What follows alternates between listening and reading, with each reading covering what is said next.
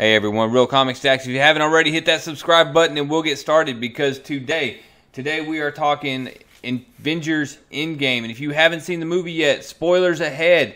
Big time spoilers. Go watch another one of my videos and I will thank you later for it. But I'm going to be talking the Hulk, more specifically Professor Hulk, and going into some of my issues with the character in Avengers Endgame. Hulk, in my opinion, had the most egregious of sins committed to him in this movie, in that the Russo brothers did what is unfathomable with this character, and they made the Hulk flat out, unbearably boring. His little half-hearted smashing that he did in the Battle of New York is about how I felt about the character throughout the duration of the movie.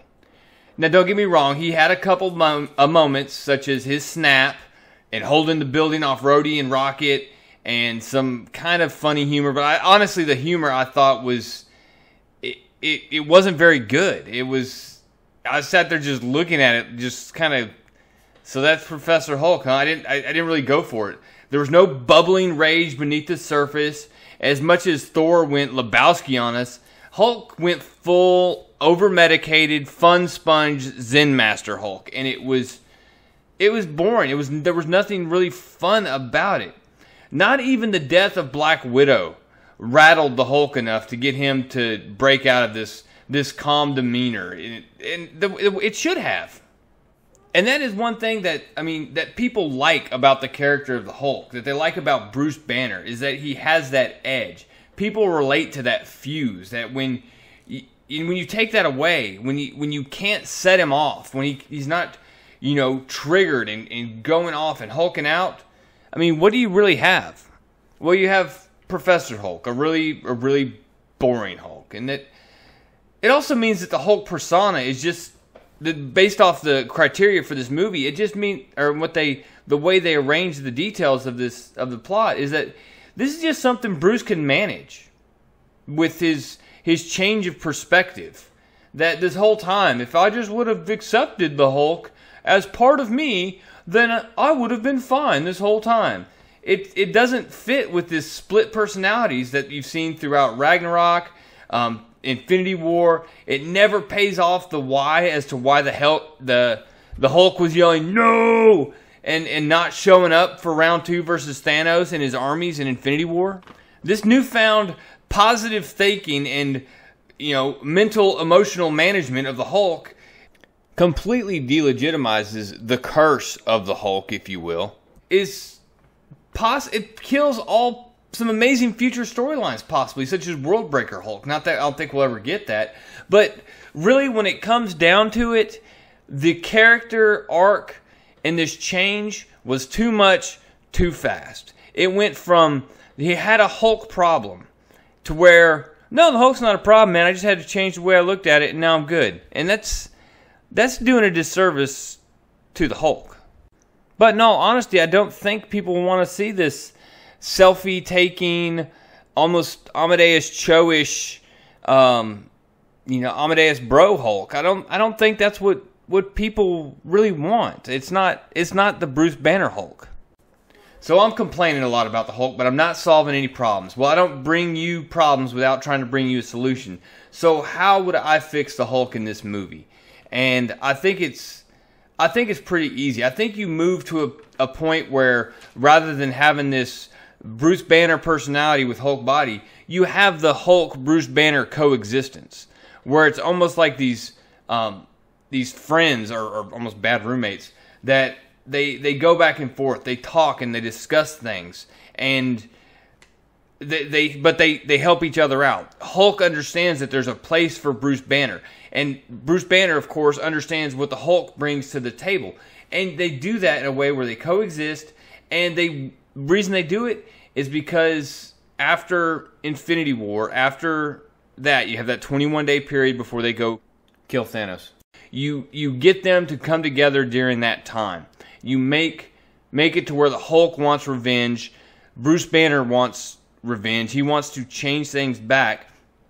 And in all of that, they learn how to work together. And then going forward for 5 years, they have this relationship that they've built. It could actually be still pretty funny once you get to that point. You could still have some of the Hulk and Thor back and forth that was funny from Ragnarok. You can do a lot of things with that still. But I do think you have to keep it to where the Hulk is still this triggerable, he can fill with rage, and it's just Bruce has more of a voice when he goes into that mode. Now he could still basically, the Hulk could still basically completely block him out, but Bruce has enough control, and the Hulk allows him and doesn't block him out to where he does come back, and they can. Once I keep saying coexist because that's really what it would come down to. So how do you show this on screen? I think a good instance would be the conversation about the gauntlet, the gauntlet that Tony Stark put together, and the Hulk's telling Banner that not Banner, only Hulk could take the power of the gauntlet. That this would kill Bruce Banner. That Bruce Banner can't be there when this happens, and you have just the Hulk do it and snap his finger and absorb all that power, and you see him get burnt up to a degree. It hurts him. He sits there and he rages, but he holds on, and the gauntlet does its thing, but afterwards you look down and it's Bruce, and you think, and they pull the gauntlet off of him and they check out Bruce and he's fine, and you figure out you think the Hulk is gone at that point. Until next thing you know, later on, he's lifting the building off of Rhodey and Raccoon. You up that ante to where the Hulk isn't there. Bruce is pinned, and you get the Hulk to come back. And now I do think it's disappointing that they didn't allow for the rematch between Hulk and Thanos, especially being that they retconned the in the Marvel Comics book, the prelude to Endgame, they actually retconned it to where Thanos used the Power Stone against the Hulk during that battle, even though it never lights up during the movie. But it's interesting that that didn't happen, and at the same time you got the headbutt to Captain Marvel that didn't even phase her from Thanos. So I mean, it would have been interesting to see if Hulk would have made it back out on the battlefield and just started getting to rip into everybody. But them having him do that snap basically eliminated him from that battle and to a large part.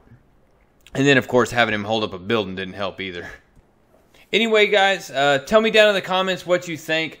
Was Professor Hulk boring? Did you enjoy the humor? Did you enjoy the selfie taking and the fake smash stuff, or were you just kind of annoyed by it like I was? Did you miss the Hulk actually just beating the fire out of some folks and doing what the Hulk does and just smash things? Did you miss that in the movie? I felt like I did. And really wish they would have dialed back on some of the child humor stuff. Now, one last parting shot. Now that Bruce knows or thinks that it's controllable, if he had a cousin that was sick and dying, would he possibly give them the Hulk? Or should I say expose them to gamma radiation to create another Hulk? And is that how we're going to see She-Hulk possibly in the MCU? Maybe. Tell me what you guys think in the comments below. So for you guys still listening, I have several other videos I'm working on. Some of the scenes that I absolutely loved.